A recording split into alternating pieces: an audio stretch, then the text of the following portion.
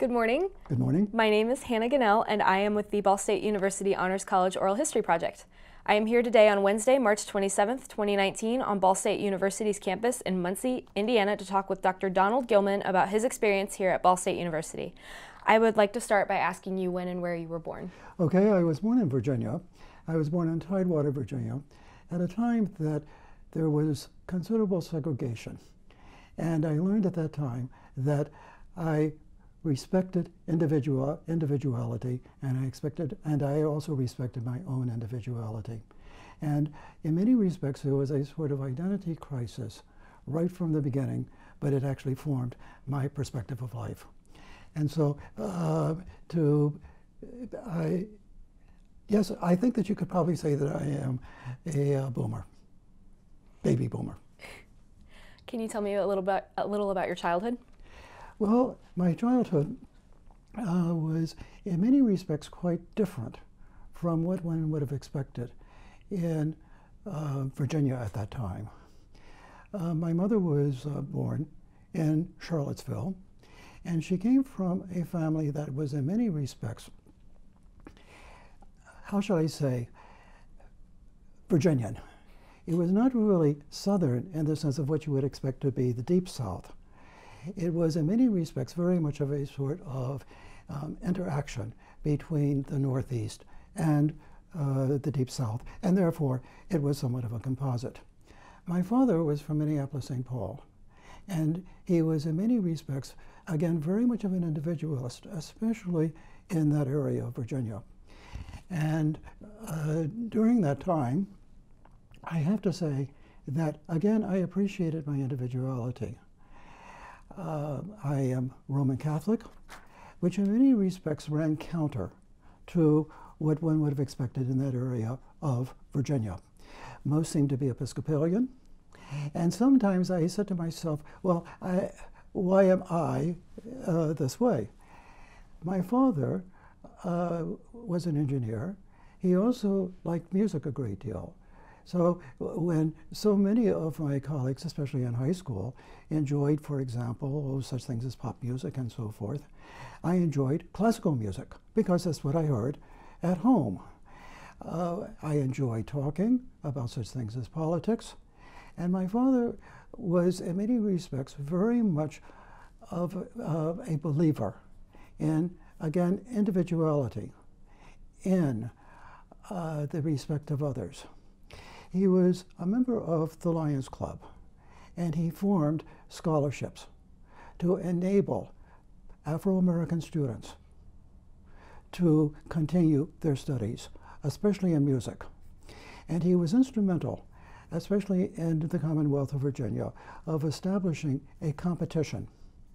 And he would bring people from Juilliard and from Curtis to be on the jury, so that in many respects, these young people who had the capacity but did not have the equal opportunity to now get onto an even playing field. And many of them did proceed onto some of the best conservatories. They had beautiful voices, they had great talent, and they had every right to the dignity that other persons deserved.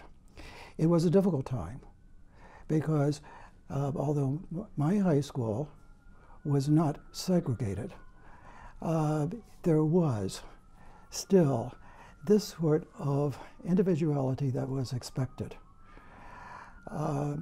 In fact, diversity was, in many respects, one of the important aspects of this high school. When I started thinking about the high school, we were obviously channeled according to abilities. And those who were going on to college,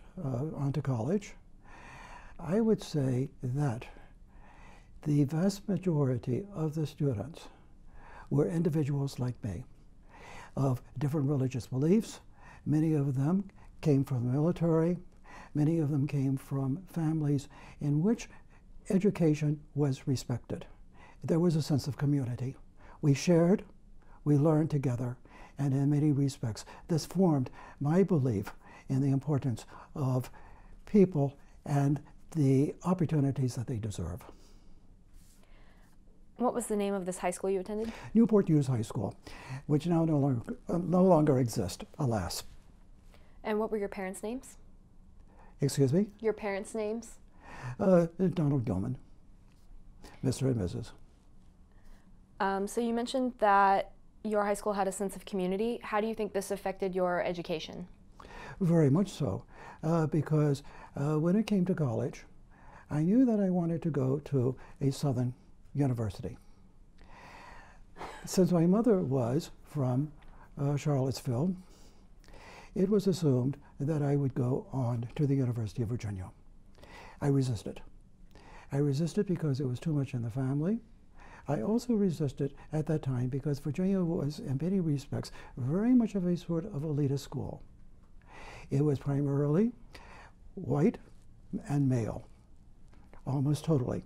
And the various persons who went there came from various families that wanted to continue to live in Virginia. In fact, I still am in communication with some of my colleagues from high school. And one example that I can give was a person who was president of the student government. He became a lawyer. He became the circuit judge of the Eastern District of the Commonwealth. And in many respects, his son now has assumed the same position. So in many respects, it was an extremely closed society. I wanted nothing to do with this. Maybe I was perhaps too individualistic. Maybe I was somewhat of an iconoclast. But I believed that I needed something a little bit more populist. There was a possibility of William & Mary. And I did take various summer courses at William & Mary, which I highly respected. However, in many respects, it was extremely enclosed. It was enclosed simply because of the nature of Williamsburg. And colonial Williamsburg, in many respects, encroaches upon the college. The college contributes to the Colonial Williamsburg Foundation, but you do not actually break out of that sort of mold. I did not want that. The one university that was, in many respects, a sort of liberal light was the University of North Carolina, Chapel Hill. And when I went there as an undergraduate, immediately I saw various marches for the rights and dignity of others. I was not an activist, but I certainly supported their liberal views. I have no regrets. If anything, I learned a great deal from these persons, and I learned the importance of free speech. At that time, there was a gag order, totally unconstitutional, but there was a gag order not permitting communist speakers. Now, I am hardly communist. However, I do believe in free speech, and I do believe that people have every right to express their thoughts. This is something that is protected by the Bill of Rights. And in many respects, I think that James Madison was right on, James Madison was exactly correct in advocating these amendments. And as a result, this was indeed the climate of the university. And people will somehow or another say that it's perhaps excessively populist. I do not think so. I believe that a university has every right to educate its citizens in the best way possible. And under no circumstances should any sort of prejudice ever come into operation with regard to denial of those opportunities. And in many respects, this was a secondary or maybe tertiary, but extremely important aspect of my learning. How did you discover University of North Carolina, Chapel Hill? The university was well respected, and especially in the Deep South, where in many places, such as many states such as Alabama and Mississippi, Louisiana, to Georgia, and to a degree Florida and South Carolina as well, the emphasis was primarily entirely upon undergraduate education, with some emphasis upon professional education. However, Chapel Hill at that time was in many respects the leading university in the South in order to promote graduate education, to promote professional learning, but at the same time to have the strong basis in the liberal arts. They have retained that, and I have to congratulate them for maintaining their objectives. Their objectives as well is to enable so many of the students of military families to have a free education at the university. And that is to say, the institutions or the various military bases that are in North Carolina.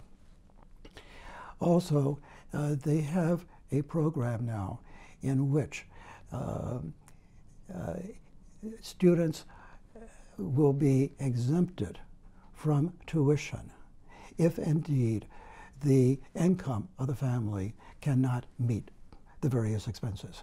This is the way I think it should be. Opportunity, everyone deserves an opportunity, and there is no reason that class and financial considerations should come into admissions.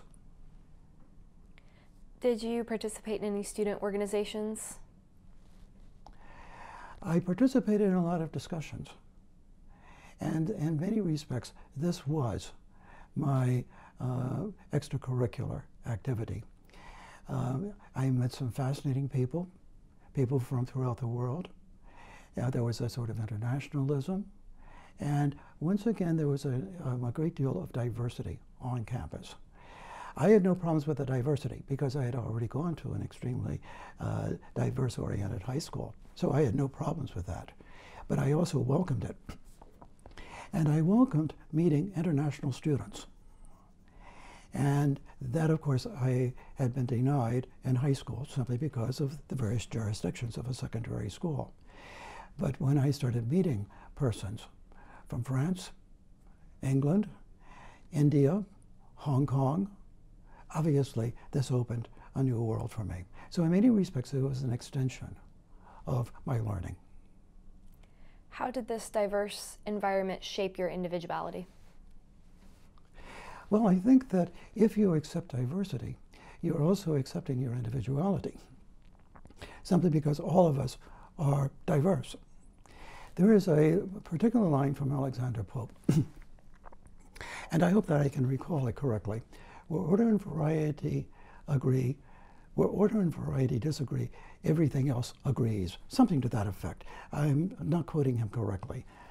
However, I think that we get the idea that all of us are in this together. All of us have talents. And we have a duty to respect those talents and to encourage the talents of others. And then, of course, to celebrate the success of others. And in many respects, it reminds me very much of the conclusion of Thomas More's Utopia. In Utopia, you have very much of, course, a sort of ideal of a wonderful society where everyone is equal, but there are obviously going to be divisions of labor, and therefore it comes together into this world that is indeed perhaps overly idealistic. And at the end, Thomas More, the interlocutor Thomas More, as well as, of course, the persona Thomas More, then says, I wish all of that could be the case. Unfortunately, greed and pride intervene. And this, I think, is a part of the nature of the fall. All of us are innate human. We somehow or another try to celebrate our own individuality, as opposed to seeing our own individual contributions as a part of a larger society. And when we start thinking about it as a larger society, it becomes very much of a sort of teamwork. Just as, of course, one collaborates in order to assure the success of a good project. So too, each individual is important in doing this. And in respecting that individuality, we also respect diversity, both the strengths and the weaknesses. And if there are weaknesses, we overcome those weaknesses and try to convert them as best as we can into strengths. How did you decide to pursue French? That is a very interesting question. When I went to college, I was going to major in English or history. And I was thinking about going into law. This, of course, would have been natural in many respects because of my social beliefs. However, as I was doing English and history, I enjoyed English especially. I also enjoyed history, and I did have one particular professor who was extremely important in my formation. We were required to take a year-long course in intellectual history.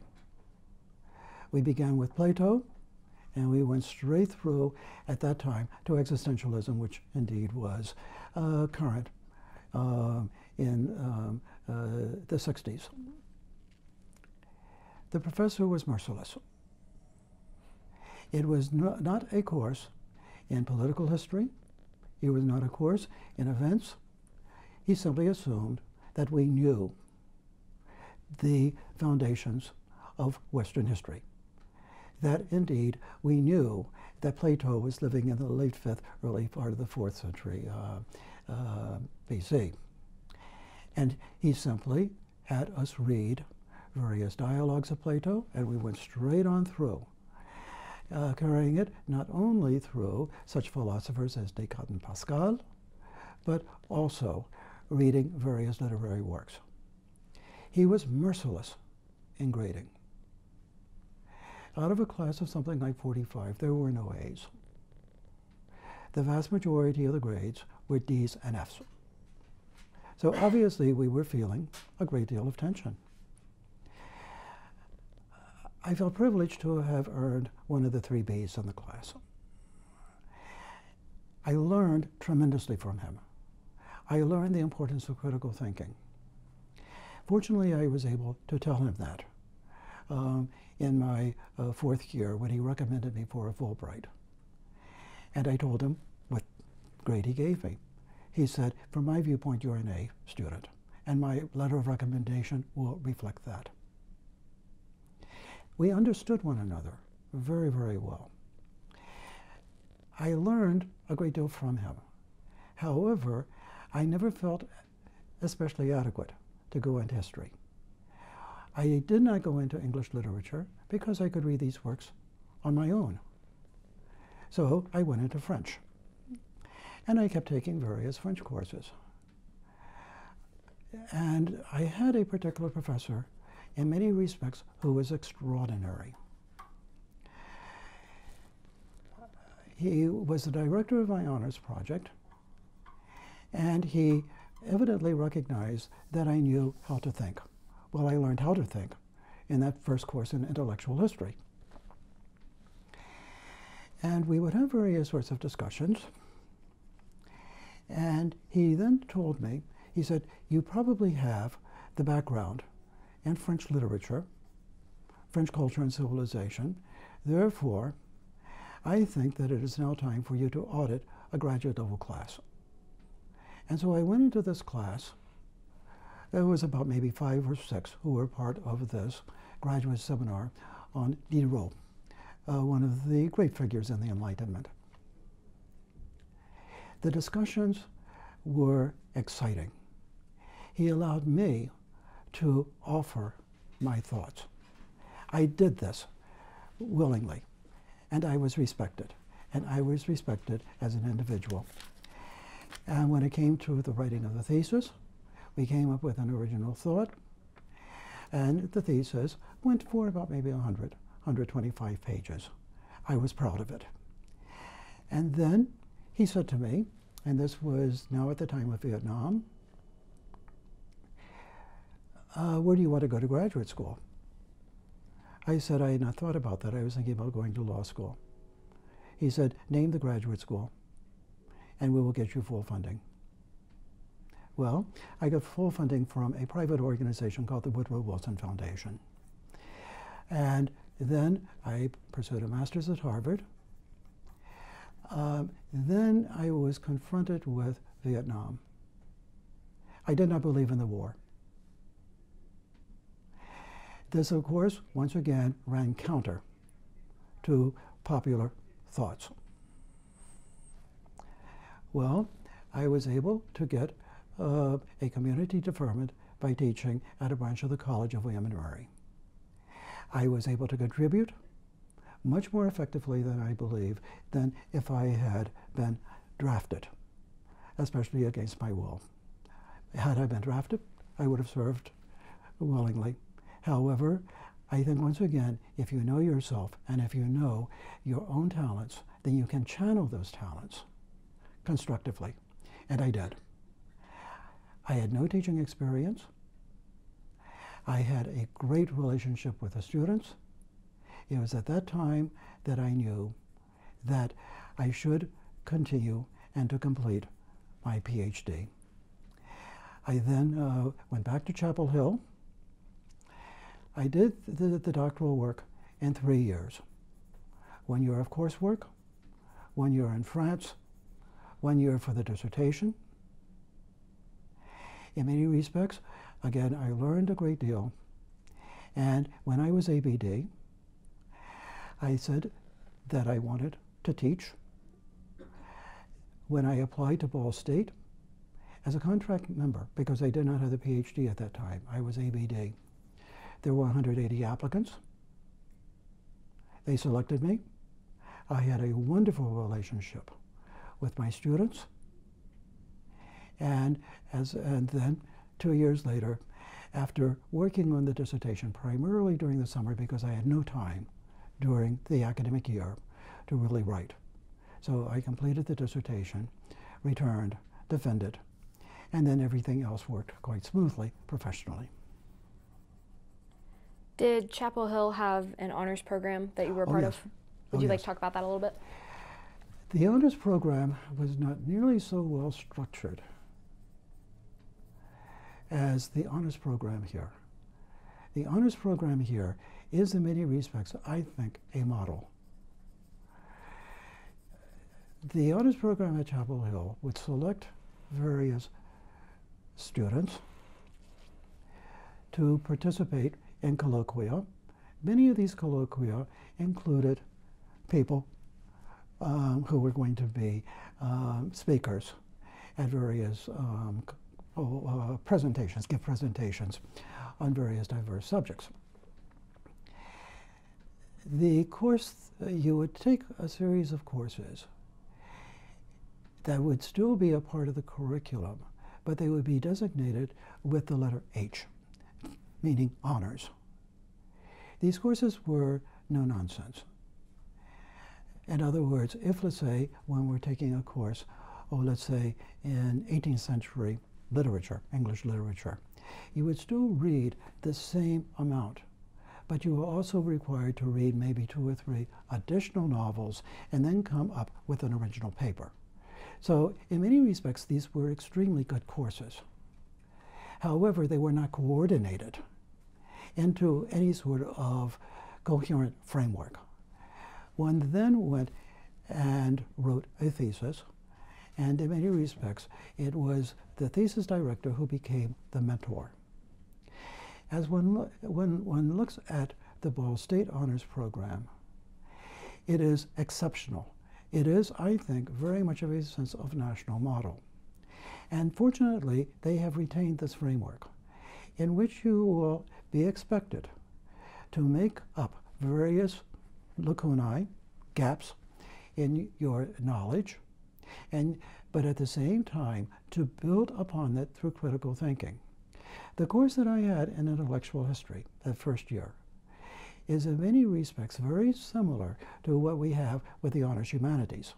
The Honors Humanities program here, which goes over 3 semesters, is more extensive because one goes into literature, one goes not only into philosophy and history, but also one goes into efforts with critical thinking.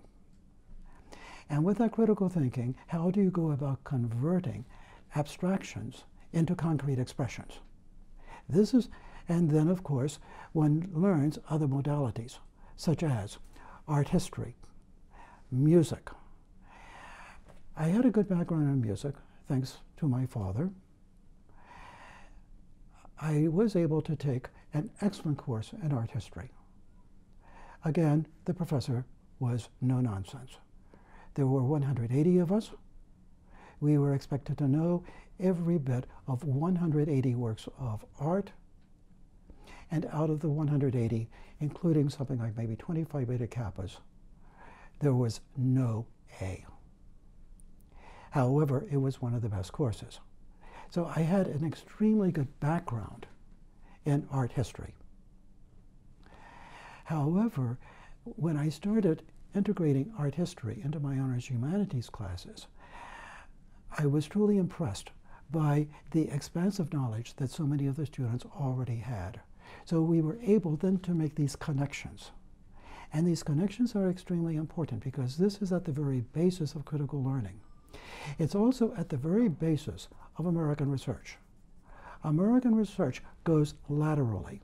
How do we see connections between disparate objects and make it into some sort of coherent thesis? And in many respects, one gets this both with the honors humanities sequence. You also have it with the various courses in science and social studies. And again, students are engaged in original research. But it goes farther, because all of this is indeed a preparation eventually for a thesis and the defense of that thesis. And it requires from the students a certain amount of initiative and courage. The honors program, in many respects, I think, became the model of the current core curriculum, because the current core curriculum begins with knowledge and eventually works up through the assimilation of that knowledge, trying to see what are the dynamics, or what is the dynamics of those ideas, and then eventually into some sort of practical application. The practical application deals with research. It deals with breaking new ground, and this is exactly what research is. It's going into how does this now apply to something that is indeed going to make a contribution. Contributions come in so many ways. Frequently, and this is the case with so many academic institutions, we think of these contributions only in terms of maybe a book or an article. And these are contributions. These are considerable contributions, and anyone who has published a book knows at times the challenges and obstacles of not only getting it into draft, but then also getting into publishable form. So these are real contributions. But there are other contributions as well. And these contributions can also be practical. This gets right back to the importance of individuality, because it is that individual who knows himself or herself who will now make the contribution that all of us will enjoy. How did you get from Chapel Hill to Ball State? It was, as I had mentioned, I was ABD. In many respects, fools rush in where angels fear to tread. I felt that I had had enough of schooling. And I had been in France for the second year of my doctoral training. I returned to Chapel Hill, and I did something very foolish. I went to the chair of my department, and I said I wanted to take preliminary exams. He said to me, "Don't you want to take additional courses?" Well, at that time, I knew that there were not that many positions open. I had learned a great deal. I had appreciated it. However, if I could not use my training and learning in education, then I would simply go to another field. Simple as that. In other words, the practicality is that you have to pay the bills. And quite honestly, I can enjoy my situation wherever I am. And therefore, if this was going to be the case, so be it. Now, I had thought through this. And when I told him this, he looked at me in puzzlement. He said, "Well, you know, the university does not have any real unit requirements. You can take exams whenever you want to, but don't you think that you would learn a great deal more? I told him my thoughts. He said, okay, we will schedule them. The examinations were 5 days, 3 hours each morning for 5 consecutive days. It was in many respects old school. I had to know all of French literature from the beginning to the 20th century. My secondary field was Italian. I had to know medieval, Renaissance, and early 18th century. And the third was medieval Latin. And so I went through the exams. Well, first of all, when I left the chair's office, I thought to myself, what did I do? In other words, did I just sign a death warrant, an academic death warrant? Well, I enclosed myself in my apartment for something like, well, I simply enclosed myself in my apartment and studied and read for literally 18 hours per day for 3 months, because I had to know the material backwards and forwards. I had no idea what sorts of questions they would be asking. And I still remember walking to the first exam. And normally, especially in graduate school, I was no longer apprehensive of exams. Okay, if it's another test, so be it. If I get a good mark, fine. If I get a disappointing mark, so be it. I will simply learn from my mistakes. At this time, I said to myself, I think I made a major mistake. Well, I went in. It was medieval. The question was challenging, but I enjoyed it. And I continued. And after 2 weeks, I learned that I had finished with high honors. Okay, fine. So then I had to have a dissertation proposal, which I had not thought about that much. But I knew more or less what I was interested in, so I wrote a proposal. And it was at the oral exam that I found excruciating. They wanted to know the depth of my learning. And I still remember one question. It began with Plato's Ion. And there were various sorts of questions, the differences between Platonic thought, Neoplatonic thought, and Gnosticism. The last question was, please quote in Greek the last line of Plato's Ion. I simply smiled and I simply said, it doesn't come to mind. I can give you a summary of this idea, but I cannot quote it in Greek, which I did. I think they appreciated my honesty. And we went around and so forth, and then I thought to myself, I probably did not pass. Well, after about 2 minutes, a distinguished scholar in Italian literature, his name was Aldo Scaglione, came out with this doleful expression on his face. And he said, Mr. Gilman, would you please come in? Well, just as I crossed the threshold, he said, I want to be the first to congratulate you. In many respects, he was recreating a scene out of Dante's Purgatorio. Just as Dante meets Statius, he goes through a fire hotter than burning glass. And then, of course, he gets into the antechamber that eventually will lead to paradise. So he was playing a game with me, but okay. I then said to myself, I think I've had enough of graduate school. Rightfully so. So I told my advisor, who was quite understanding, that I wanted to go onto the market. And so I applied to various places. Berkeley was extremely interested. However, they said it was a 1-year only contract. And the person, and he was a distinguished scholar at Berkeley, simply said, we would enjoy having you. However, this will not be good for your career. It's as simple as that. And then he wrote a letter indicating to me that. The other place where I had really wanted to go, and I did have an invitation for an interview, was Reed College. And in many respects, I wanted to go to a sort of college where I could interact with students, because I had learned from my previous teaching experience that this is something that I think that I would have enjoyed. At that time, there was no email, obviously. So I missed receiving the letter. I therefore missed the interview. And the interviews at the Modern Language Association that year were held in Chicago.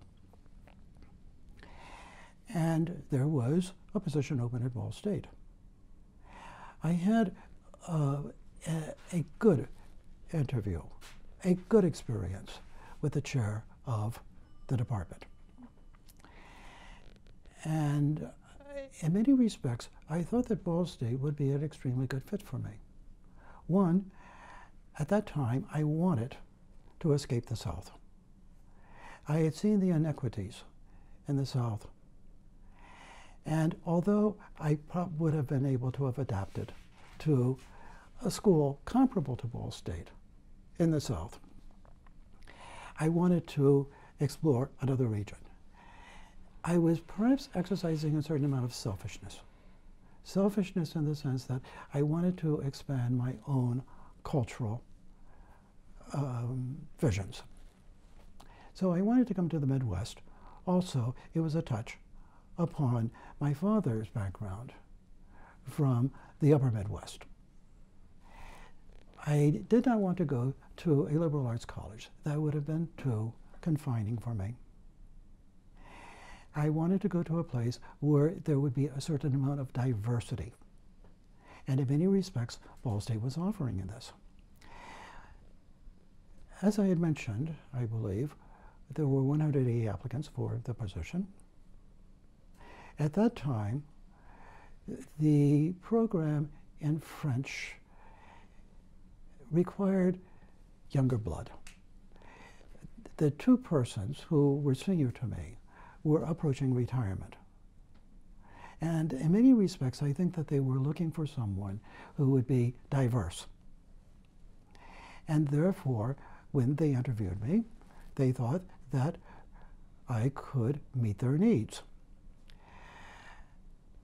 I enjoyed the students here tremendously, as I did during my 4 decades at Ball State. The students exercise initiative, hardworking. The only thing that is required, and this is, I think, a part of the honesty that is required of everyone, they need a certain amount of structure. They need direction. Their parents and some of their best high school teachers may not know the profession that well. It is therefore incumbent upon the faculty to guide the students, to allow them to know what the various shoals of a profession are, and then to guide them into some sort of direction. And in many respects, I found this with the first 2 years that I taught. Enrollment increased, and French increased significantly. I was then placed on tenure track, and everything else moved quite smoothly. So I want to ask a couple clarification questions. You mentioned that you had a very inspirational intellectual history professor. Mm-hmm. What was this person's name? John Simonche, S-C-M-O-N-C-H-E. He is retired now, and when he taught, I believe that he had just gotten his doctoral degree. He then moved into legal history, and after getting his doctorate, he went on over to Duke and got a law degree. So in many respects, he was working both in law and in history, but from an intellectual viewpoint.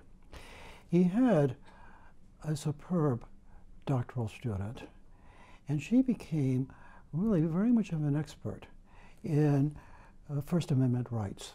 She became a professor of journalism, and when she passed away, Samanchi wrote that it gave him a great deal of pleasure to know that one of his students excelled in scholarship more than he. So in many respects, he was an humble man. However, during that first semester, one never really discovered that humility. You also mentioned a French professor? Yes, his name was Richard Frautschi. F-R-A-U-T-S-C-H-I.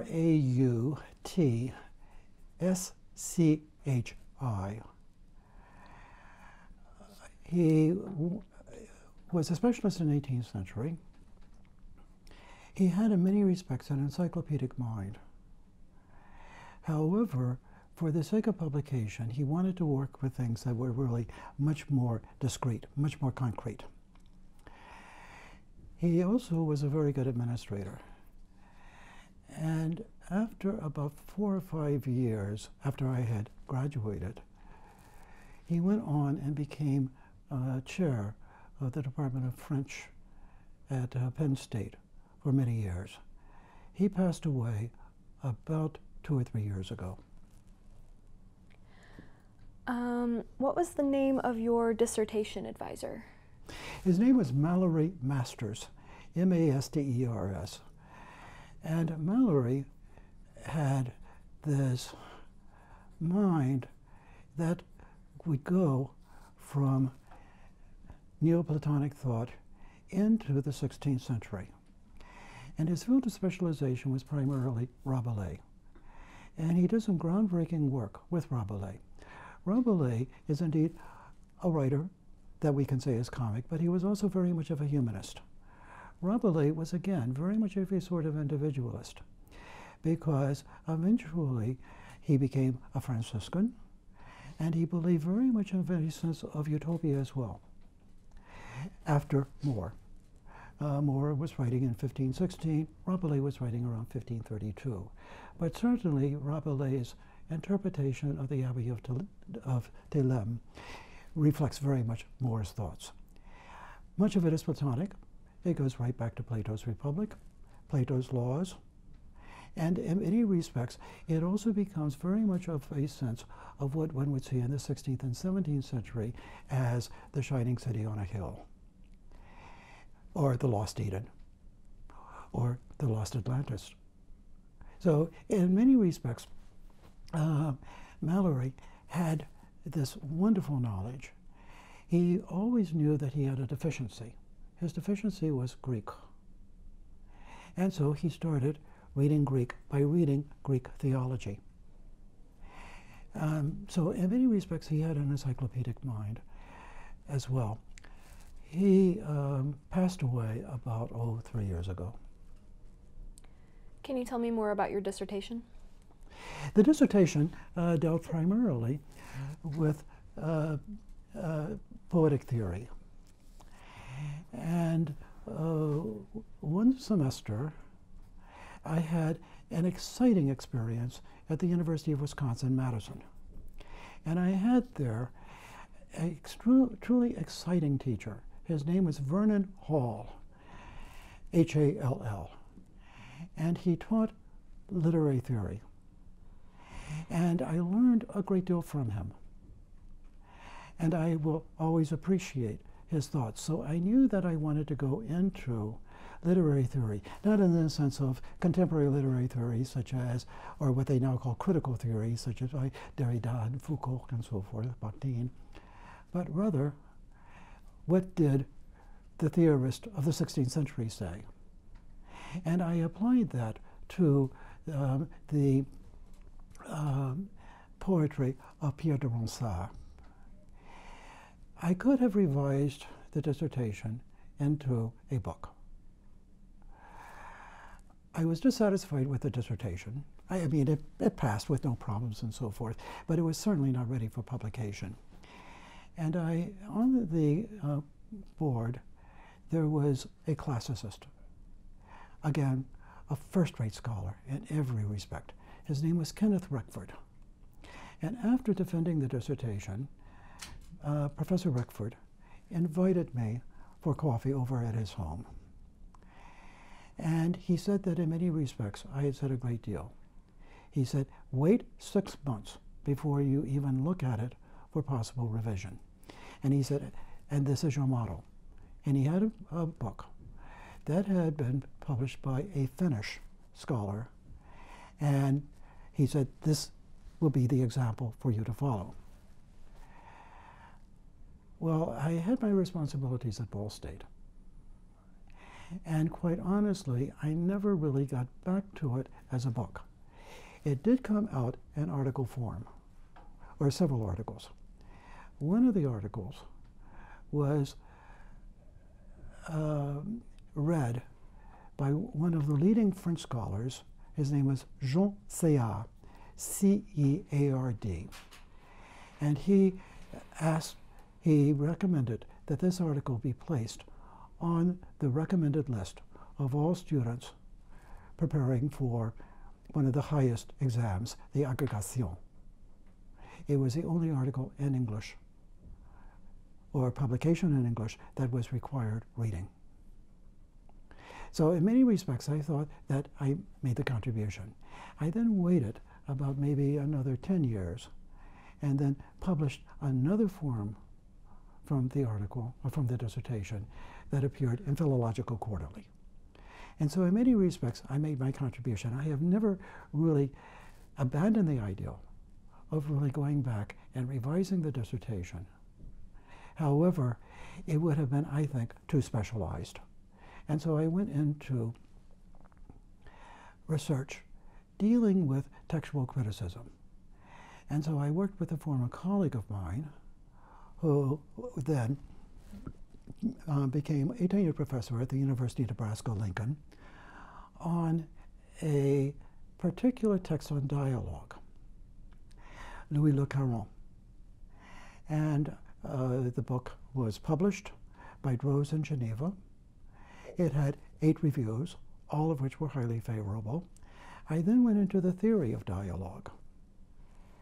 And with the theory of dialogue, it was then published as a lead article in an anthology of essays.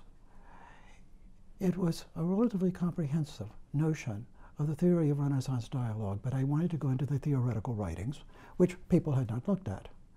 And this gave a sort of foundation for the subsequent essays in this volume that was published by Catholic University of America. This has now led to the completion of another text on dialogue, and it deals with a major humanist in the 16th century. His name is Pontus de Tyard, T-Y-A-R-D. And it deals with a Renaissance notion of time. I worked for about 10 to 15 years on this, mainly because it's an encyclopedia of calendars. There was a conflict between, on one hand, eternity as a form of time, and temporality, chronology. Chronology was extremely important for the commercial aspects. How do you negotiate if indeed there is not some sort of set time in which to deliver products? Also, how do you really measure time, for example, in the liturgical year, especially with Easter? How do you go about establishing time for various prayers and so forth? So you need this sort of calibration in order to assure that people are going to be at the right place at the right time. But chronology leads to a sort of finality. Eternity does not. And so Tyard presents this conflict in this particular dialogue. It goes through 3 redactions, listing all of the different calendars dealing with Babylonian, Hebraic, Julian Claudian, going straight through, trying to see exactly how do we find the sort of chronology. It then goes into a second redaction, dealing with the notion of eternity from a Neoplatonic viewpoint. And then it goes into a third redaction in 1587, dealing primarily with skepticism. We don't know. And we don't know. And so this is now in process of being published by Classique Garnier in Paris. In fact, when I was in Toronto last week, the director of the Complete Works of TIA had me over for coffee. We discussed exactly what the additional steps would be. There are several things dealing with formatting, which Eva Kushner's assistant, David Dagenet, is working on. It will go back to the publisher. I'm hoping to receive the proofs sometime maybe in about the next 2 months, and then anchors away. What is the name of this work? The name of the work is Discours, D-I-S-C-O-U-R-S, Discours du Temps, T-E-M-P-S, by Pontus de Tia. And it was published as an encyclopedia called the Discours philosophique.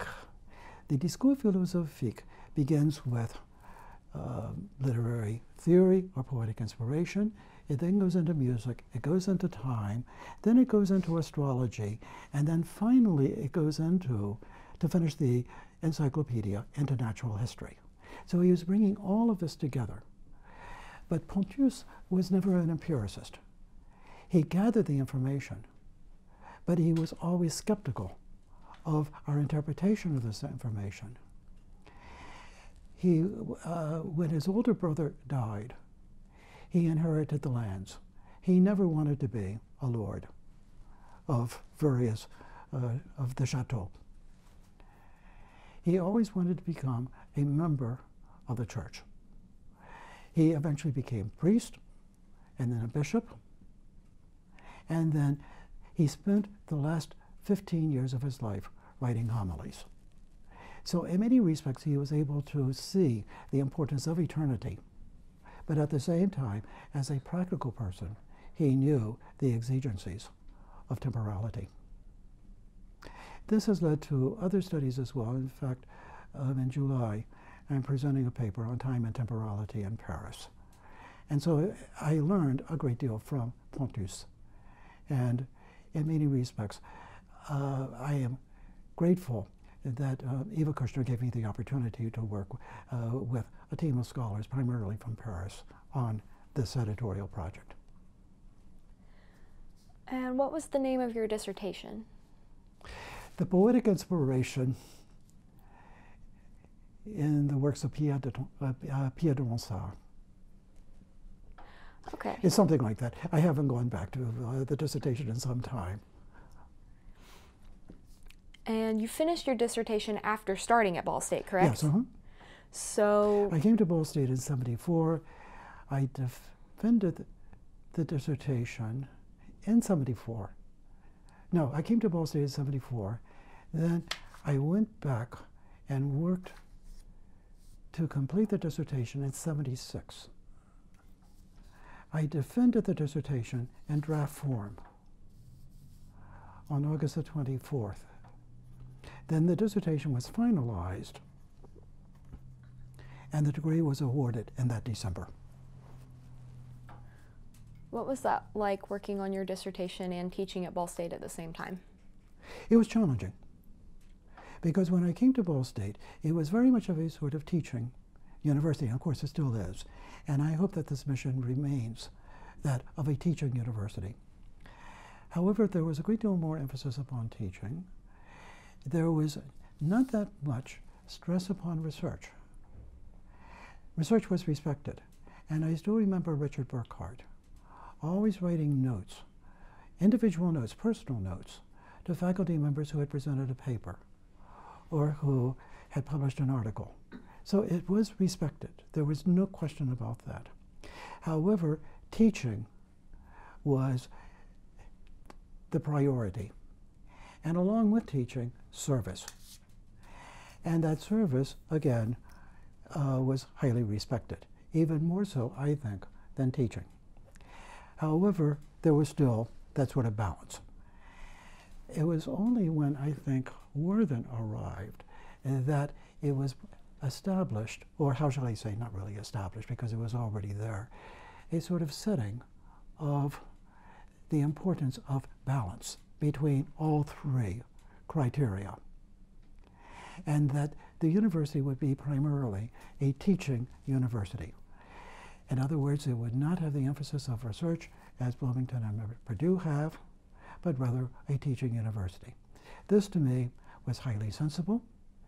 It provided a niche for the university, and therefore, when I came, there was this emphasis upon teaching.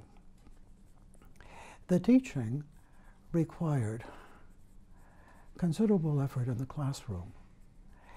I discovered that the students were bright, they were hardworking, they were energetic, but they needed specific guidelines. And in the teaching of a language, one cannot simply progress, let's say, from present indicative to imperative, not imperative, but imperfect, without knowing what the present is.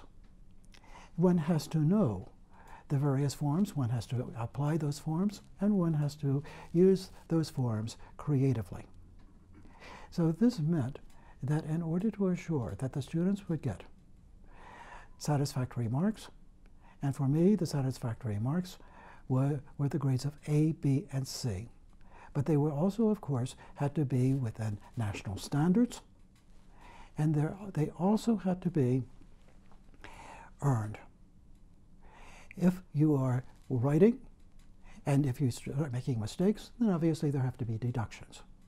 And sometimes these deductions can get down into the 50s, which is hardly passing. Therefore, in order to assure that the students would get A's, B's, and C's, the lowest grade being a C, I had to assure that they had mastered it, which meant the writing of quizzes almost for every class period. They would be short, only 5 or 10 minutes, but it would assure that indeed they were mastering the material. They learned the material. It gave them a sense of satisfaction and also interest, because the more you know, the more you will learn. And that became the building block eventually for foreign study, international experiences, and also appreciation, eventually, of French culture, civilization, and literature. And so I had to teach intensively. I also had to teach as many as 4 classes. And even when I was fully promoted with tenure, I still taught my regular courses of 3 courses per term, plus honors humanities as an overload. This obviously indicates that my time was dedicated to teaching.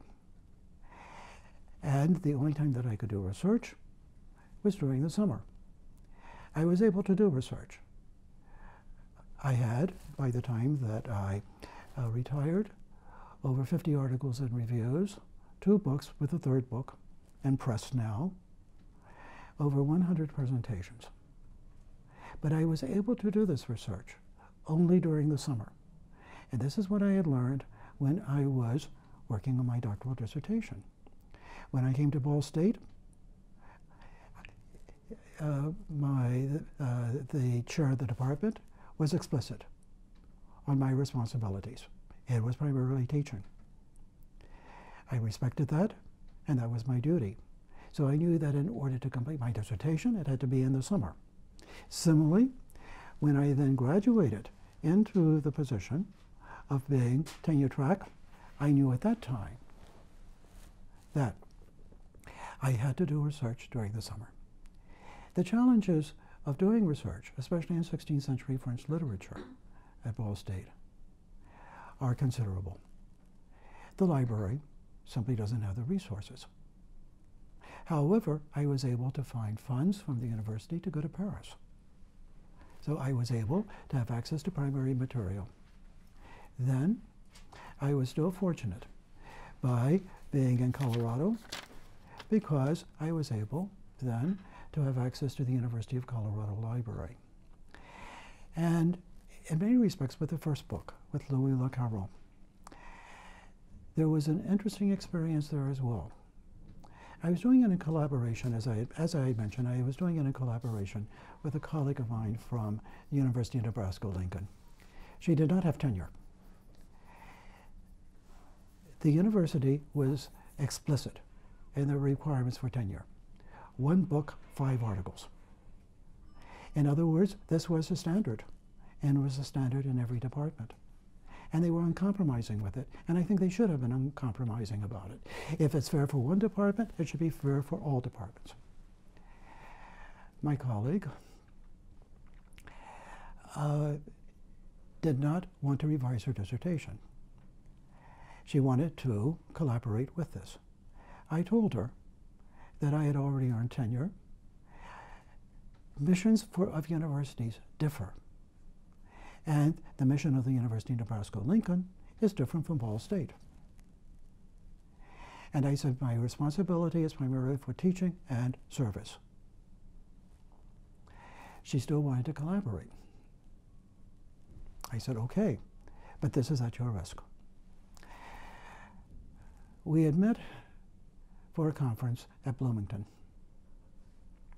She had received notice that although she was approved by the department, the college was reserving approval for promotion and tenure because of the lack of a book. I knew at that time that this book had to be produced. She had rented a house in Colorado, in the Rockies. After she left the house, I then rented the house. We were able to complete the book. And 1 week before the second review at Nebraska, at the college level, we received notification that the book had been approved without revision and that it was going to press. Happy ending for everyone. And as I said, it received 8 favorable reviews. What was your colleague's name? College name? No, your colleague's name. I would prefer not to mention her name. Okay. Because I mentioned some sensitive things dealing with promotion and tenure. I understand. What was the name of the book you worked on together? It was the dialogue, that is to say dialogues, of Louis, L-O-U-I-S, Le, L-E, Caron, C-A-R-O-N, Louis Le Caron. And it's published by Droz. I forget the date of the publication, but it is about maybe 350 pages. So it is a considerable contribution, I think. And it has been cited in various studies. What year did you start at Ball State? 1974, because I came here as ABD. Who hired you? It was a department, at that time it was the Department of Foreign Languages. Who was the chair of that department? Jerry Kasparek. What were some of the first classes you taught? They were primarily first, second, and third year French. And in many respects, I had various thoughts of revision of these courses. I presented them to my colleagues. They thought they were good ideas, and they were implemented. When did you first start teaching honors? I believe it was something like maybe 2 years after I had arrived. At that time, I had received the doctorate. The Honors College at that time was relatively selective in persons teaching honors humanities. Professor Kasparek had been teaching in the honors humanities sequence for some time. He recommended me, and it was at that time that I started teaching the sequence.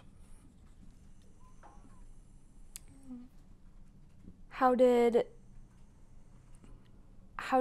teaching these honors courses contribute to your sense of individuality? I don't know whether it contributed that much to my sense of individuality. What it did contribute to was the refinement of my teaching. And I suppose that if one sees myself as a teacher, there is going to be individuality with every teaching methodology. there were several things which I learned, even with my first teaching at this branch of William and Mary, and that is, you must know the material backwards and forwards. You do not have time to think of notes. You simply have to know the material. And the reason for this is that with whatever course you're teaching, you do not know the course of that class. Students may have various lacunae, gaps. Students may have various fears. They may have inhibitions. You cannot tread on those. You want the student to feel as comfortable as possible. This way, it becomes a situation in which it becomes much more of a collaborative effort, a constructive outcome, than it would be if you were to place persons on the spot and simply say, you do not know. So you cannot really think about the material. It had to be second nature to you because your entire emphasis is upon what you want to have as a result in a particular class and what you want to have the students learn when indeed they have finished the course. The teaching at Ball State was initially a challenge because I had many diverse students. I would have students primarily from small communities in Indiana. I would have other students from Indianapolis and from Gary. I would have students from the northern part of the state, the cultural ambience, which of course differs from the southern part of the state. And of course, central Indiana is different from the other parts of the state. So you have quite a number of diverse students. You also have students from all sorts of different economic and cultural backgrounds. And as a result, to know the students well, it really requires very much of a sort of effort. You have to know their strengths to encourage their strengths, yet at the same time, through individual consultation, not in the classroom, but through individual consultation, have them learn various other sorts of information that will allow them to overcome their deficiencies. And as a result, Honors Humanities was very much like this. Now, when I was teaching in the Honors Humanities sequence, the course has changed a great deal. And we must always accept the change. If we do not accept change, there is obviously no progress. Times change, and we must change with it. When I first taught, I was teaching very much in what one would expect in the 60s and 70s. That is to say, it was primarily lecture, assuming that students did not know Plato or Aristotle. And to a degree, one still has to assume that. Yet at the same time, now, there was much more of an emphasis upon discussion and much more upon critical thinking. How do you take two disparate ideas and begin to synthesize it into some sort of coherent framework without distorting the intellectual integrity of the two oppositions? This requires, again, a great deal of thought. And sometimes you have to broach questions that are going to be unsettling to students. And the only way that you can overcome this uncomfortable situation is to elevate it to the highest degree of a sort of intellectualism. So one of the first questions that I would ask, especially when one thinks about Western civilization, is, from your reading of Genesis, how do we know that God exists? Well, we know that God exists because from reading of Genesis, how do we get creation? How do we get the ontological ideal that if we say that there is no God, there's still a God? This becomes the basis, again, of the New Testament, and then once you have that ideal within Western civilization, then you can begin to see how people begin to question, yet at the same time, how people overcome their doubts.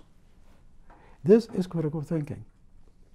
It's unsettling, but under no circumstances can one ever take a particular position.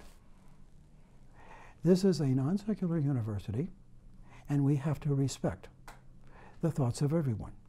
So if, let's say, you have an agnostic or an atheist or a person of other beliefs and so forth, you respect it and allow them to speak. This is indeed individuality. If people do not accept their thoughts, that's their prerogative. But at least we have to respect this notion of free speech, and that is, again, a part of this individuality that also contributes to our diversity. How did honors influence your French career at all? It depends on how you define French career. Are you defining it primarily from the viewpoint of research? Are you defining it from the viewpoint of teaching? Let's start with teaching. Okay. This is the way I would see a direct connection. I would have quite a number of students who would be in the honors program, but they had not really thought about French. I can give you an example. It was a young lady. Her father had been posted in French-speaking Africa for about 5 years, and then in Mozambique for another 10 or 15 years. She was from Northern Virginia, and in many respects, she had very much of a sort of international background.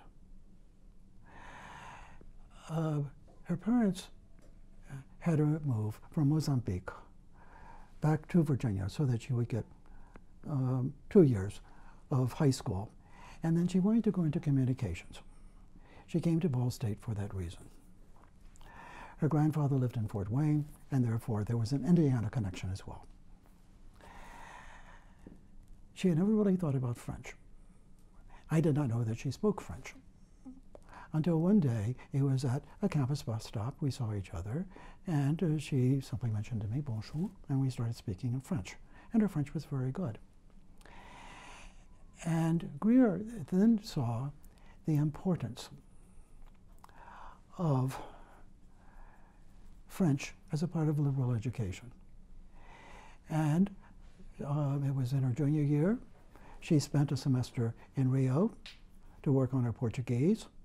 And then in the second semester of her junior year, she was in France to get her degree in French. And she graduated and then went on to law school at Washington and Lee and is practicing law now in Washington. What is the student's name? I would prefer not to give the name.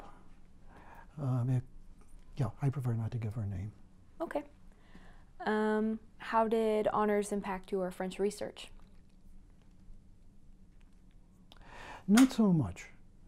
And the reason for this is that I knew the material well before I went into honors humanities. Now we're speaking about the honors humanities sequence. Now, if we are speaking about honors theses, this is an entirely different situation. As you know, the honors curriculum actually begins with these, I'm going to call them lower division classes because they are 200 level courses. Then you go into various colloquia.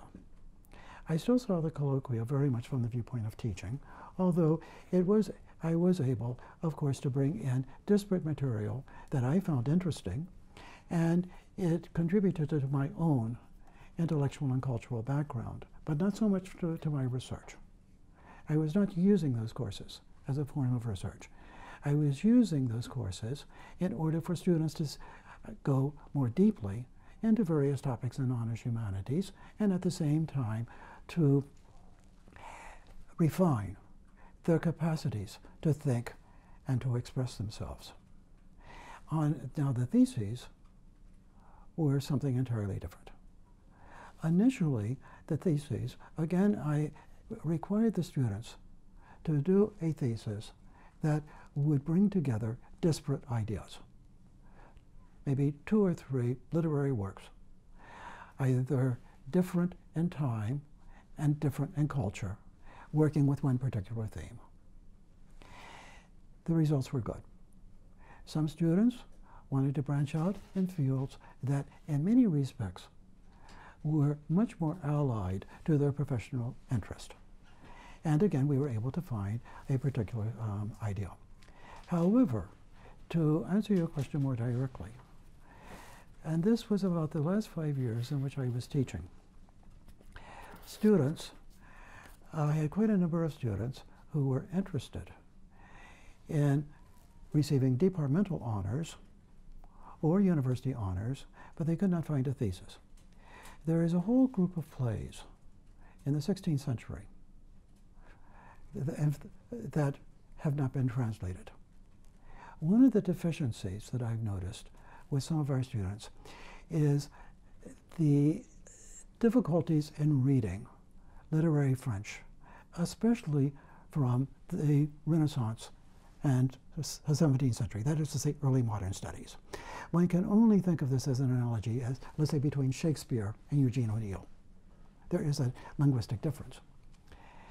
And so I would bring together students into a sort of workshop in which each student would be translating an act of a particular play. One of the major playwrights is a man by the name of Robert Garnier. His plays, for example, his Antoine, influenced Robert Greene's adaptation of Antony, that then went into Shakespeare's Antony and Cleopatra. So he was obviously an important playwright. However, the play has not been translated. And as a result, we combined all of this. I was able then to refine my capacity to find equivalences from the French into the English, and then to guide the students. They completed their thesis and so forth. We completed, I want to say, something like 7 or 8 plays, all of which have been available over in the archives. And I was especially gratified 2 years ago when I was at the Folger to meet a very good scholar from the University of Montreal. She was publishing Thomas Kidd's adaptation. Maybe it was Thomas Kidd who did the Antony. I forget. But whatever the case, it was the basis upon Garnier. And it was ready to go for publication at a press at the University of London. She mentioned to me that she came across these master's theses dealing with translations. I said I would like to know about these because obviously I had worked with these students on this translation. Well, they were not master's theses, they were honors theses. They were available at Ball State. We got to know one another very well, and in many respects she was quite grateful for my efforts. More recently, I met a person, again at the Folger, who is a professor of English at DePaul. She's a long-term fellow. And she again was working, in this case, with an English playwright by the name of Catherine Phillips, working how Catherine Phillips' translation of plays of Cornelia. Those plays, again, have their basis with 16th century French plays. Where are they? They are here. And in many respects, I have been working on the revision of some of these translations for possible publication. Naturally, of course, I will give attribution to various students. Who are some of the memorable honors faculty that you've worked with?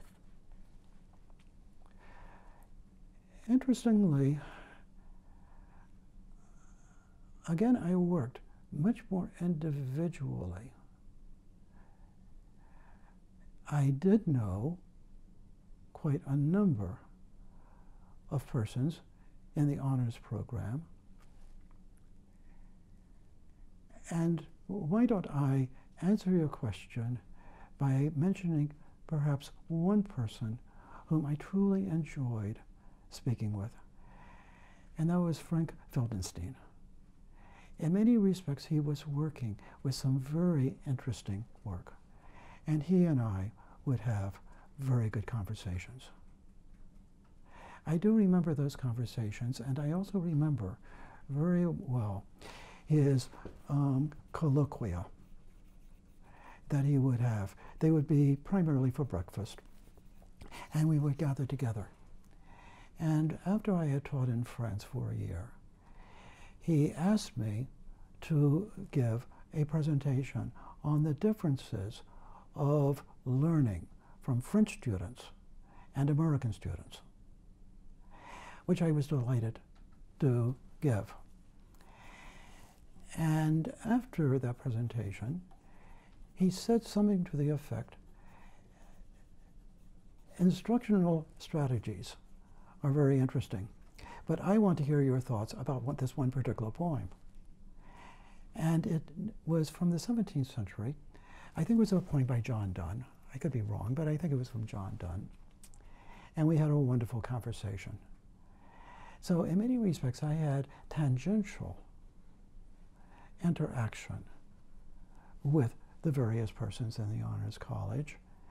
But I think in many respects, they were probably much more collegial than they were collaborative from the viewpoint of teaching and research. You touched on this briefly, and I would like to explore this more. What is the difference between teaching French students versus American students? That is an interesting question. First of all, in France, the students going into the university have much of the background that American students have in the first 2 years here. And when they go into the university for their initial degree, which is for 3 years, and in France it's called the licence, it's highly specialized. In many respects, it is also brutal. We were required to fail 50% of every class. The highest grade was 20. The median was 10. If a student earned 9.98, they were required to take the examinations in September. Those, again, one half would fail. If they failed the second time, no scholarship, they were not allowed to proceed. So you could begin, I was teaching English, you could begin with something like 400 students at the beginning. And by the time you got to your third year, you would be down to something like maybe 60. The students were under intense pressure. But it doesn't end there. Even if they get their licence, they are hardly assured of a position. All teaching positions in France are governed by the state. This means that they have to take state examinations. To teach on the secondary level, they are required to get a satisfactory mark with a CAPES. It's a year-long study. They take a battery of 4-day examinations, and then they will get to the short list. So you will have maybe 3 students who will prepare for it, 3,000 students, and approximately, no, probably more, let's say 10,000 students out of the entire country. They will be down to something like 1,500 after the written. Then the state will determine how many positions are available. Then they go to the oral examination, and only the best will be certified to teach. The major examination, and this is a case for university positions, is called the agrégation. There you will begin with maybe 3,000 students, and only 150 will pass. You can imagine the tension. And I was asked to teach at the level of agrégation twice. I saw that tension. I was also asked to teach works that I knew virtually nothing about. I learned a great deal. There was no question about it, because I had to know more than those students, and their future, their chances of success were dependent on how I would be guiding them. So I had to know the material. I had to give them various key words, a lot of vocabulary, And I had to instruct them on how to go about organizing. The last time that I taught at that level, I was teaching students preparing for the oral. And critical thinking is required. With the oral examination for this level, all students are placed in a room for 4 hours. They have access to the Encyclopedia Britannica, and then they will have an interview for 30 minutes. It is an exercise called the synthèse de texte, synthesis of textual criticism. There will be 3 different sorts of works. There will be perhaps a very difficult passage from the historian Carlyle, with maybe an act by Shakespeare. And then finally, something from maybe art history of maybe the 20th century. They are expected to find the thread that will unite all 3 of those with various sorts of differences. They will go in, they are timed for 20 minutes. If they go over 20 minutes, the jurors will simply say, merci, that's it. They are disqualified. If they do it within 20 minutes, then there is going to be a 10-minute question and answer period. Again, they're going to be ranked. A lot of it is technique. They have been prepared because many of their courses deal with synthèse de texte. Many of their courses deal with what is called textual analysis, in which you will have, let's say, Desdemona and Scarlett O'Hara, let's say 2 women.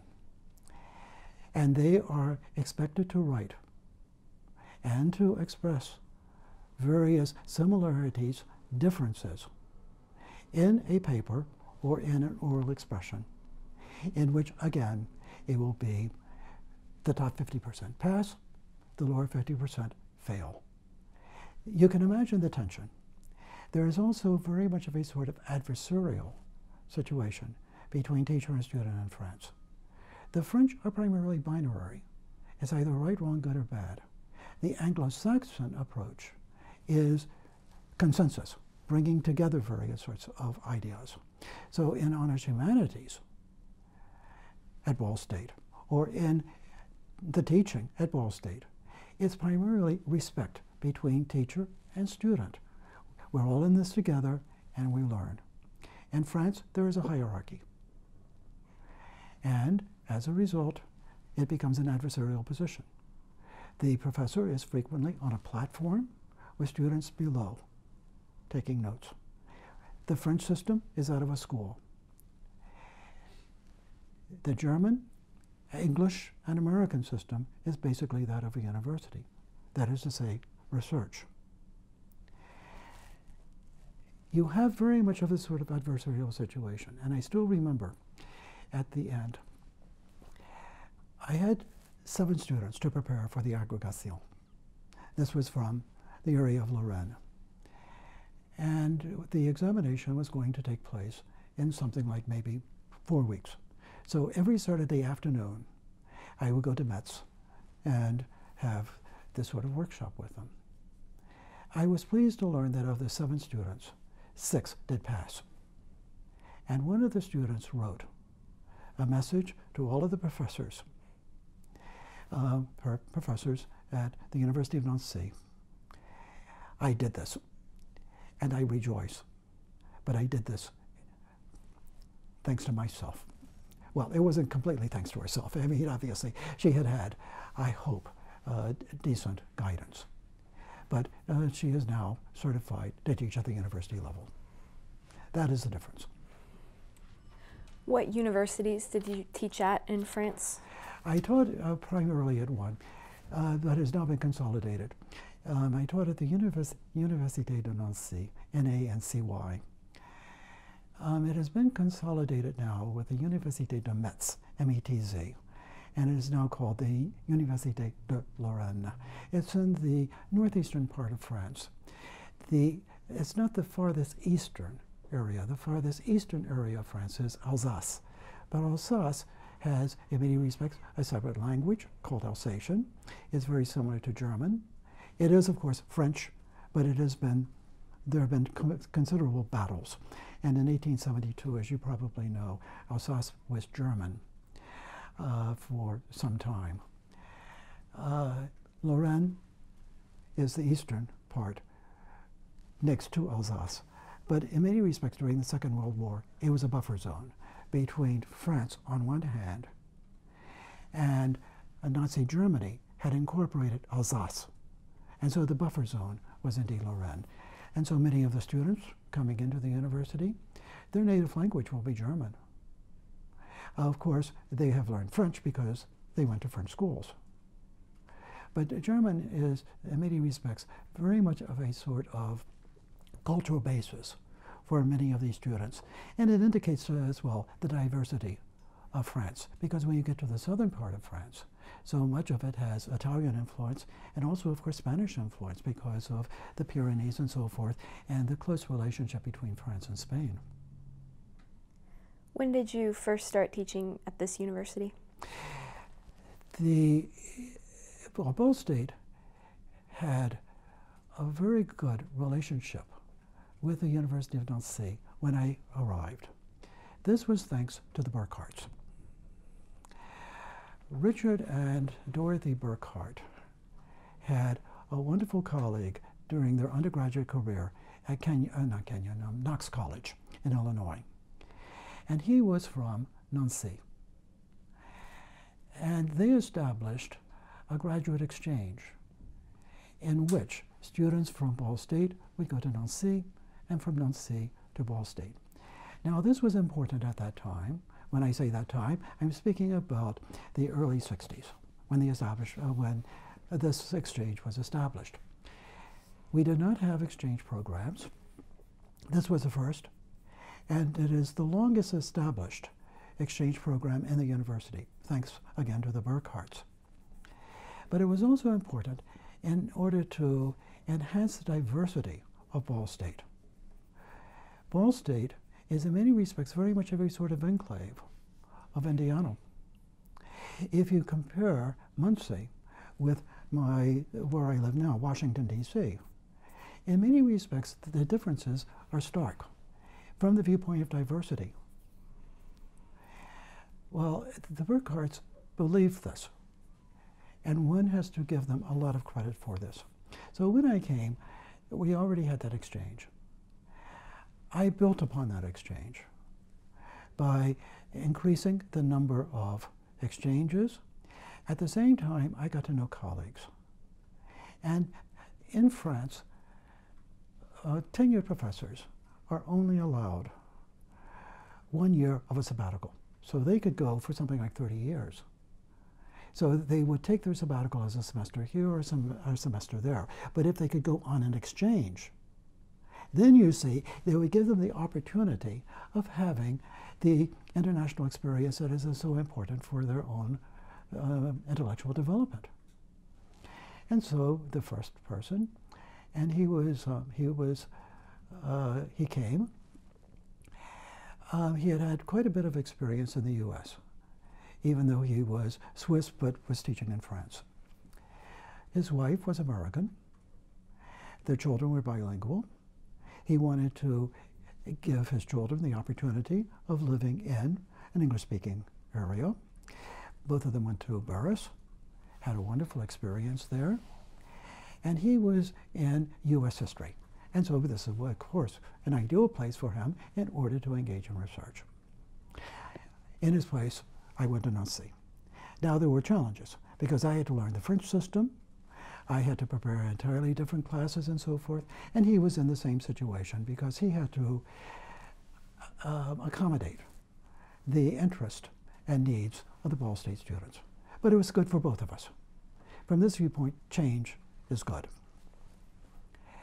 When I was in Nancy, I like to think that they appreciated my teaching. And I got to then know another person very well. She had already taught for a year at a school in Pennsylvania, Indiana University of Pennsylvania. Her son, who was French-speaking, learned English at that time. He had gone to an English-speaking school, obviously. And in many respects, it opened a new perspective for her. And she came in my place, I went in her place. And so I had 2 years of experience. Now, the second time that I went to Nancy, obviously, it was a great deal easier than it was the first time because I knew what the system was. But it also enhanced the diversity of Ball State, just as I like to think that I was increasing the diversity at Lorraine. What years did you go to Nancy? I cannot remember the exact years. Do you remember the names of the people that you switched with?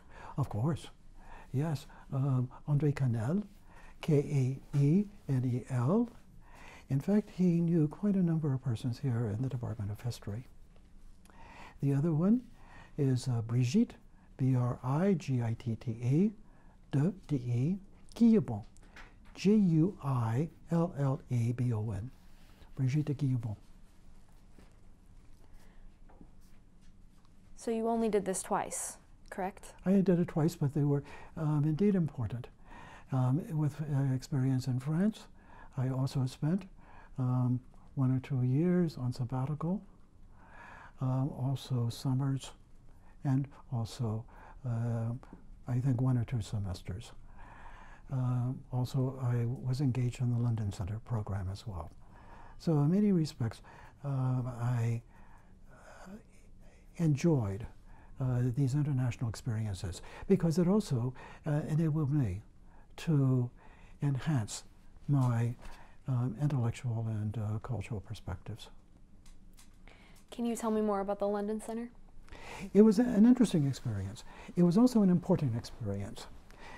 However, one has to go right back to the idea of diversity because you're going to get different students from different backgrounds who will find programs that are going to be different.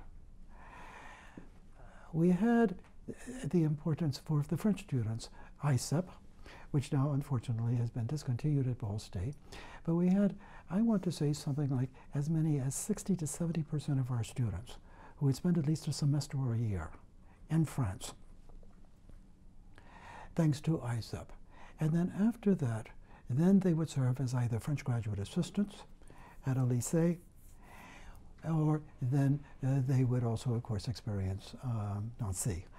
I want to say that out of those students, approximately 5 or 6 went on for master's degrees at Middlebury College. The students coming from Nancy, as well as our own students, are now teaching widely throughout the U.S. One is chair of the department at the University of Richmond. Another one is teaching at Southern Methodist University. Another one is teaching at Fordham. Another one is teaching at California State. In other words, we've had quite a number of students. So my point is that the French students are in many respects different from what you would expect with the interest of the students who went on the London Center. The London Center was a much more diverse group of students. All of them had good intentions, but in many respects, the London Center was a much more experiential situation in which students were to explore the city, they were to explore the country. At the same time, though, there had to be some degree of standardization in order to meet national standards. And so they would have various classes and so forth that they would attend. And I did have requirements toward the end in which they would have to satisfy various sorts of projects, exploring the city, and also, of course, the cultural aspects that were provided by the program. But it was a diverse group. In many respects, both programs were equally valuable. I still remember I still am in contact with many students from the London Center program. In fact, one recently wrote to me. He is living now in one of the suburbs of Pennsylvania. And he still remembers many of the wonderful experiences that he had. Again, one has to know another culture and meet other people in order to have the educational experience that I think is required for the quality of life, or for quality of life. We have about 20 minutes remaining. So I would like to talk about memories of specific honors deans. You would like to a specific? Specific honors deans. Honors theses, did you say? Deans. Themes? Deans. Deans, okay. Yeah. I now understand. Okay, sure. Okay. So what was your experience with, I'm sorry, I appear to be blanking. Who was dean when you first got here of the Honors College or the honors program? You know, there was no dean. Well, let me put it this way. I don't think that the Honors College had been established in '76. Now, there was a director of the honors program at that time, and that was Warren Vanderhill. Okay. Now, that I do remember. But I think that it was through his initiative that the program was then formed as a college. And then you would have various sorts of deans. Mm-hmm. That is my recollection. Yes, I misinterpreted my notes. No. So what was your experience with Dr. Vanderhill? It was always collegial. However, I don't think that there was the structure of the curriculum, but in many respects I think that he respected the integrity and intellectual development of each member. And therefore there was, and I fully agree with his philosophy, that there was very little micromanaging. In other words, there was academic freedom, and as long as we adhered to the curriculum, I think that for the most part, he was satisfied. Now, at that time, it was much more of a, how shall I say, structured program, because only one person from each department, or maybe two at the most, were allowed really to teach in the Honors College, because the primary persons teaching in the Honors College at that time came from the Department of English. Now, before I arrived, I believe that the Honors College had actually, or the Honors Curriculum, because it wasn't the college at that time, the Honors Program had been developed by various persons in the Department of English. And then Provost Vanderhill then brought it together in a more organized structure. Now, I could be wrong about that, but that is my impression. I never really asked questions such as that because I was much more interested in teaching my own classes. So I have in my notes that the honors program became the Honors College in 1979. Yeah, so you say, I am right about the dates then. Okay, yeah. Fine. Can you talk a little bit about that process? I know very little about that process, mainly because it was taken care of by the administration. Mm-hmm. So I had very, well, I simply did not think about it. It's when it went from a program to the Honors College, it really did not affect me that much one way or the other. Did it affect any courses that you taught at all? No. Okay. No.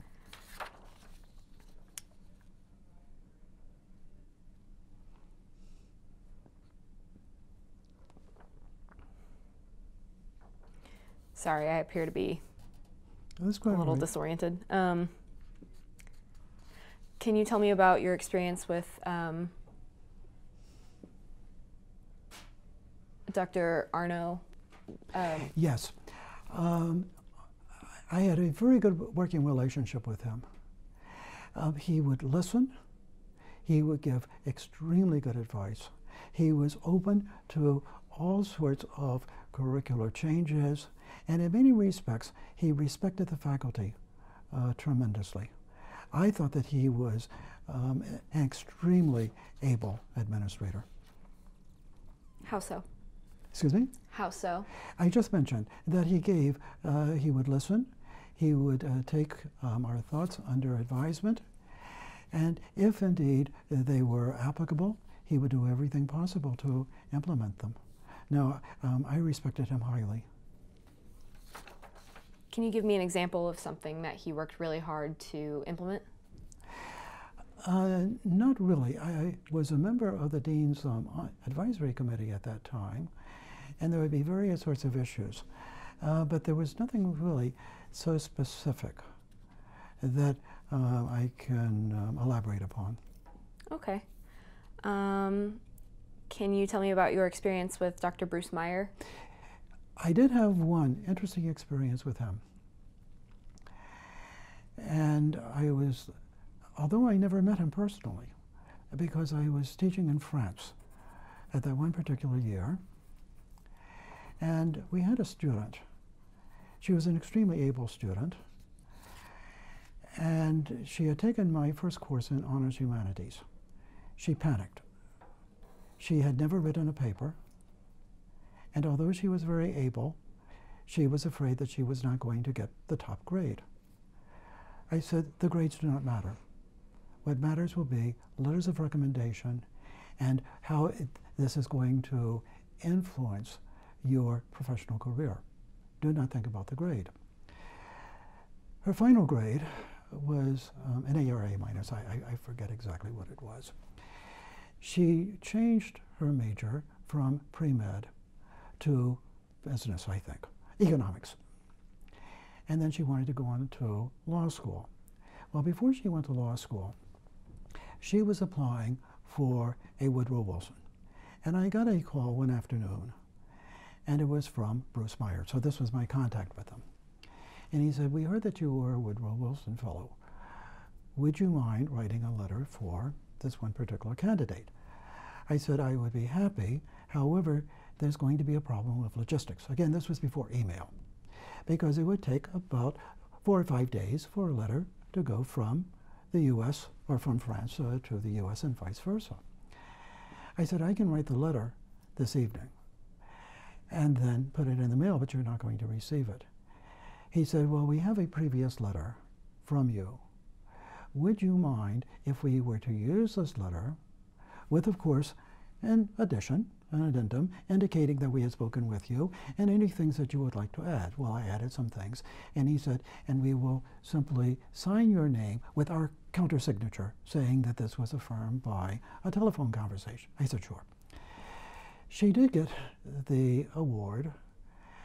Then she got an internship with a particular senator from Maryland. She then went on to law school, went to Notre Dame Law School, graduated in 2 years, and was a member of the editorial board of the Law Review, and is now practicing in Chicago. But I still remember her contacting me, thanking me. In fact, she honored me by asking if I would indeed certify her character for admission to the bar in Illinois. I said I would be delighted. So that was my contact with him. But again, he had very close contacts with students and obviously worked with them effectively. And can you tell me about your experience with Dr. James Rubel? I know him better than the others. First of all, he was a member of my department. And so we served, for example, on various search committees. He was extremely open to various sorts of ideas. Now, he had his own ideas, but he always tried to accommodate our ideas with his ideas. I also served on the Dean's Advisory Committee with him. He was a man who was highly principled, a man of the highest integrity. And at the same time, I found him to be extremely helpful. Once when I was preparing an article for publication, I needed a reference to a particular motif. It was found, I want to say, in Seneca, and he was able to give me a whole listing of it. This is how helpful he was. So he took an interest in every individual. not simply with faculty, but also with students, because he knew the students very, very well. He also believed very much in curricular change. And in that respect, one direction that I had hoped that Ball State would pursue, and maybe it will eventually pursue, is eventually some sort of combination between the bachelor's and the master's degrees. I say this because so many students come to Ball State with almost a year of college already. They will have taken courses maybe at Ivy Tech. They will have taken various AP courses, and they will have a year's worth of credit. And therefore, if they could spend their fourth year both in the Honors College writing their thesis, but at the same time doing coursework for a master's thesis, perhaps they could get a degree with a bachelor's and master's degree after 4 years, as opposed to simply the 4-year bachelor's degree. The master's degree at many universities is simply seen as a part of a graduate program. At Ball State, where you have many separate master's programs without the doctorate, I think that something like this could be integrated. He was highly enthusiastic with that idea. It's not a new idea. Johns Hopkins and the University of Virginia have developed programs such as this.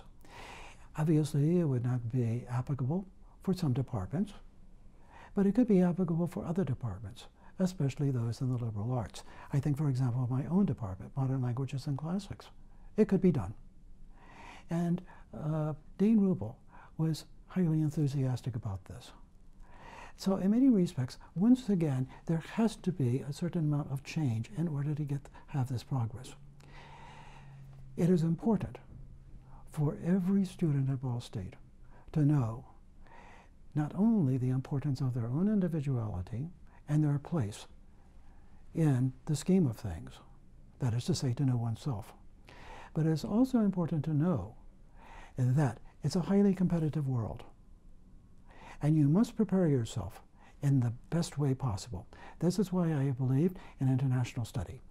If we are going to be limited in the teaching of French language, send them to France. This is the best way to learn. It requires courage and initiative. However, this is going to be something that is going to be indelibly important for that person's career. Similarly, all of us will confront obstacles and challenges in learning. We have to be brave. Some things we may not be able to master, but other things we can. And again, there has to be that initiative. Change, at times, is uncomfortable, but we have to do it. And therefore, if indeed we can add as much as possible to our students' experiences, and I think the Honors College is a means of doing this. That is to say, through international experience, through honors theses, through perhaps a combined bachelor's and master's program, and also any sort of internship and experiential learning. All of that is to that person's credit. And then that person can develop. And that person can develop according to that person's individual interest and talents. And as long as one has that satisfaction, what more can one ask about the quality of life, or for that matter, the quality of education that one has received? Can you tell me about your experience with Dr. Emmert? Again, a very good experience. I knew Dean Emmert as a regular faculty member, of course. I knew him as associate dean. I did not know him as dean. However, our relationship has been good. In fact, he was in Washington about a month ago, and he asked me if I would be free for lunch. I said, of course, I would be delighted. And we had a wonderful conversation. And in many respects, when he was a faculty member and I was a faculty member, he and I, as well as a person from the Department of English, Cheryl Bovey, were encouraged and facilitated to participate in this 2 or 3 day workshop on the city as a learning experience. And all three of us went to New York. And I got to know Dean Emeritus very well at that time. Again, I respect very much his wide interest. He is, of course, a mathematician. Evidently, he is taught very, very well. He is published, I know, extensively. But he is also an organist. He also believes in music. He is also highly interested in international education. In many respects, we are kindred spirits because we have these same interests. We have never really discussed, I don't think in depth, our educational philosophies. But I believe that his ideas would coincide with mine. How has your experience at Ball State affected your individuality? My individuality was determined before I came to Ball State. I think there is perhaps maybe one aspect. When I got the PhD, and this is a case with all graduate institutions, you are formed into a sort of mold. They do not do this intentionally. It's simply a part of graduate education. Graduate education is not education. It's training. It's training to succeed in the profession. What are the demands of the profession?